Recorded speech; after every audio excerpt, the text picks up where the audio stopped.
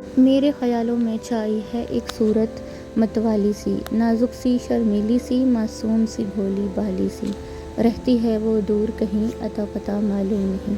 Cocoa Korina, Koko Korina. ज़वार अपनी खिड़की में खड़ा मिशाल की आवाज़ को दिल में महसूस करता मुस्कुरा रहा था। वाह भाई वाह, आज तो मज़ा हो गया, आज मेरा भाई मुस्कुरा रहा है।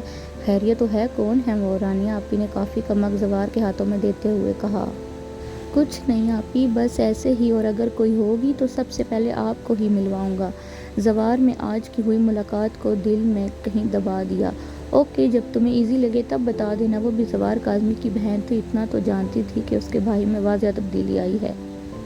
क्या हुआ मिशाल, खैर है? इतना ब्लश कर रही हो? अनमता ने मिशाल के लाल गालों को देखते हुए कहा। कुछ नहीं यार, मिशाल ने नज़रें चुराते हुए कहा।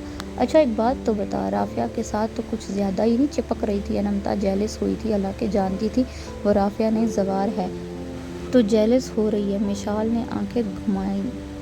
हाँ, होना भी ज़रूरी है। ख़बरदार आइंदा मेरे अलावा किसी के साथ फ्री हुई तो। अनमता मान से बोली। ओके नहीं होती, अब सो जा, मिशाल डपट कर बोली। अच्छा बताओ ना, कौन है वो, क्यों ब्लश कर रही है? तो अनमता के सवाल पर मिशाल कंबल में मुँह छुपाए शर्माने लगी। ज़वार और मिशाल दोनों के दिल में मोहब्बत ने जन्म ले लिया था, लेकिन किसी को क्या पता आने वाला वक्त क्या कुछ दिखाने वाला है। हर तरफ चल सो चल थी। अनमता और ज़ीशान के घर वालों के अचानक फैसले ने सबको हैरान कर दिया था। अहमद साहब का ये कहना था कि मंगनी की रस्म हम तब करते जब ज़ीशान को कोई जॉब करनी होती। ज़ीशान ऑलरेडी एक वेल सेटल ख़ानदान से ताल्लुक़ रखता था और वो अपने बिजनेस को ही आगे बढ़ाने वाला था, तो मंगनी के बजाय डायरेक्ट निकाह ही रख दिया गया, जिस पर जमील साहब और शाजिया साहिबा को भी एतराज़ न था। अनमता के निकाह का जोड़ा ज़ीशान के घर से आ चुका था, जबकि मिशाल ने अपना जोड़ा ड्राइवर को भिजवाकर घर से मंगवा लिया था। आज वो अपनी दोस्त के लिए बहुत खुश थी, क्योंकि आज वो एक पाक रिश्ते में बनने वाली थी, उसको उसकी मोहब्बत मिलने वाली थी। अनमता और मिशाल को ड्राइवर ने पॉलर से पिक करके हॉल ड्रॉप कर दिया था। मिशाल तो घर में ही तैयार हो गई थी, लेकिन चूंकि वो अनमता की दोस्त थी तो उसके साथ जा रही थी। अनमता की भी यही फरमाइश थी कि उसकी दोस्त इस्तकबालिया में से नहीं, ब्राइड मेड्स में से हो। अनमता ने रवायती सफ़ेद शरारे के साथ शॉर्ट शर्ट, दुपट्टे पर गोल्डन कलर का काम था, हाथों से गजरे, बालों का जूड़ा बनाए हल्के और नफीस जेवरात में सजी आज वो बहुत प्यारी लग रही थी।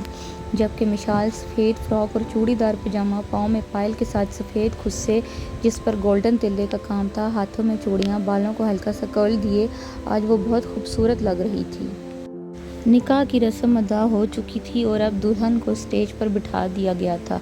अब बाकी रस्मों की बारी थी। निकाह की किस्म में दुल्हा वाले हॉल में और जबकि लड़की वाले ब्राइडल रूम में थे। अनमता की एंट्री हो रही थी, उसको एक दुपट्टे के नीचे लाया जा रहा था। एक तरफ से दुपट्टा मिशाल ने, जबकि दूसरी तरफ से ज़ारा ने पकड़ा हुआ था। निकाह में अनमता के कज़न्स भी आए हुए थे। अनमता को लाकर स्टेज पर बिठा दिया गया। मिशाल बेटा ज़रा इधर आना। शाजिया ने मिशाल को अपनी तरफ आने का इशारा किया। जी शाजिया आंटी। मिशाल चलती हुई आई। बेटा वो मैंने ज़ीशान के लिए घड़ी ली थी और ब्राइडल रूम में रह गई है, वो ले आओ जाके प्लीज़। शाजिया आंटी ने मदद चाही। डोंट वरी आंटी, मैं ले आती हूँ, मिशाल ने मुस्कुराते हुए कहा। रानिया आपी, ज़वार हाल के अंदर आते हुए कहा। क्या हुआ ज़वार? रानिया आप ज़वार की इजलत देखकर फ़िक्रमंद हुई। आपी मेरा फ़ोन आपके पास था, ज़वार ने कहा।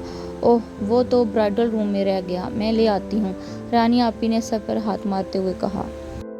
डोंट वरी आपी, मैं ले आता हूँ, ज़वार ने मुस्कुराते हुए कहा। ज़वार जब ब्राइडल रूम में जा रहा था तो उसने मिशाल को ब्राइडल रूम से निकलते हुए देखा। कितनी प्यारी लग रही है, ज़वार ने दिल में सोचा। अस्सलाम वालेकुम। हॉल के अंदर एंटर होते रेयान ने ज़वार को सलाम किया। वालेकुम सलाम, ज़वार ने ज़ीशान के कज़न रेयान को देखकर कहा। कितनी प्यारी है ना भाभी की दोस्त। रेयान ने मिशाल को देखकर कमेंट पास किया, जिस पर ज़वार का चेहरा गुस्से से सुर्ख हो गया। किसी लड़की के बारे में इस तरह किसी दूसरे लड़के से बात करना या उसके ऊपर कमेंट्स मारना शरीफ इंसान की निशानी नहीं, लिहाजा अपनी ज़ुबान काबू में रखो। ज़वार अपने गुस्से पर कंट्रोल करता है उसका कॉलर झाड़ कर चला गया जब रेयान सर झटक कर हॉल के अंदर एंटर हुआ। ओहो मेरी पायल किधर गई? मिशाल घड़ी शाजिया के हवाले करती जब स्टेज पर पहुंची तो खुद के पैरों पर नज़र पड़ी तो परेशानी से बोली, तुम्हारी पायल किधर गई? अनमता ने भी नोट किया। शायद ब्राइडल रूम में गिरी होगी, मैं वहीं अभी गई थी, चलो देख के आती हूँ मैं, मिशाल इधर उधर देखकर कहने लगी। जल्दी आना, रस्म तुम्हारे बगैर नहीं होनी चाहिए, अनमता ने मुस्कुराते हुए कहा। फिक्र नॉट जानिए, मिशाल ने आंख मारते हुए कहा। जवार ने अपना फ़ोन उठाया, तभी उसके पाँव के नीचे कोई चीज़ महसूस हुई। ये क्या है? देखा तो पायल थी, जो शायद मिशाल यहाँ आई थी उसके पैर से निकल गई थी। लिटिल एंजल, ये तुम्हारी है। जवार ने मुस्कुराते हुए मुट्ठी में पायल को दबाया और अपना फ़ोन लेकर निकल गया। दूल्हे वालों की एंट्री हो चुकी थी। अनमता के कहने पर मिशाल जल्दी आ गई। उसने अपनी पायल ढूंढी लेकिन नहीं मिली तो वापस आ गई थी। उठ जाओ लड़कियों, दूल्हे वालों को जगह दो। ज़ीशान की बहन और रानिया आपी दोनों कहने लगी। अरे ऐसे कैसे? मिशाल और ज़ारा कहाँ मानने वाली थी। ज़ीशान भाई, आपको अपनी जेब हल्की करनी पड़ेगी, ऐसे तो नहीं देंगे हम आपको अपनी इतनी प्यारी दुल्हन। पहले हमें हमारा नेक दें, पैसे दो, दुल्हन लो। मिशाल और ज़ारा जोश में नारे लगाने लगी। अच्छा जी, ऐसी बात है तो तुम लोग बैठे रहो इधर, मैं अपनी बीवी को लेकर जा रहा हूँ। ज़ीशान ने अनमता का हाथ पकड़ना चाहा। अरे ऐसे नहीं, जेब खाली करें, पूरे 1 लाख रुपए निकालें, फिर उसके बाद आपको आपकी दुल्हन मिल जाएगी। मिशाल और ज़ारा अनमता का हाथ पकड़कर कहा। कितनी लालची हैं तेरी सालियाँ, पास खड़े जवार ने शरारत से कहा, जिस पर रानिया ने हैरान होकर जवार को देखा। इतना संजीदा इंसान आज अपने मिजाज के खिलाफ मुस्कुरा रहा था। रानिया की आंखों में खुशी के आंसू आ गए। जवार अपनी माँ के इंतकाल के बाद जैसे मुस्कुराना ही भूल गया था, लेकिन आज वो पहले वाला जवार नज़र आ रहा था। ये लो यार, तुम लोग क्या याद रखोगे कि सखी से पाला पड़ा था। ज़ीशान ने इतराते हुए कहा। जी जी, आप बहुत अच्छे हैं। ज़ारा और मिशाल खुशी से चहकने लगी। तमाम रस्में अदा हो चुकी थी तो अनमता और ज़ीशान फ़ोटोशूट के लिए चले गए और मेहमानों के लिए खाना लगा दिया गया था। तब ही मिशाल अपनी पायल ढूंढने लगी जब सामने खड़े रेयान से टकराई। सॉरी भाई, गलती से आपसे टकरा गई, मैं अपने पायल ढूंढ रही थी जब सामने खड़े रेयान से टकराई। अरे कोई बात नहीं, वैसे मैंने आपकी पायल बाहर सीढ़ियों के करीब गिरी हुई देखी थी। रेयान ने झूठ बोला। थैंक यू सो मच, मैं देख लेती हूँ। मिशाल ने शुक्रिया अदा किया, जबकि ज़वार वहीं खड़ा ये गुफ्तगू सुन रहा था। ये लिटिल एंजल को कहाँ भेज रहा है? इसकी पायल तो मेरे पास है। ज़वार जेब में हाथ डालकर अपने आप से मुखातिब हुआ। यहाँ तो नहीं है पायल, मैं भी उस भाई को गलतफहमी हुई हो। मिशाल वापस मुड़ी जब अपने पीछे रेयान को देखकर थोड़ी पीछे हुई। शुक्र है, कब से सोच रहा था अकेले में मिलो, लेकिन वो साए की तरह कब्ज़ा माफिया ग्रुप की तरह तुम्हारा ख्याल रख रहा था।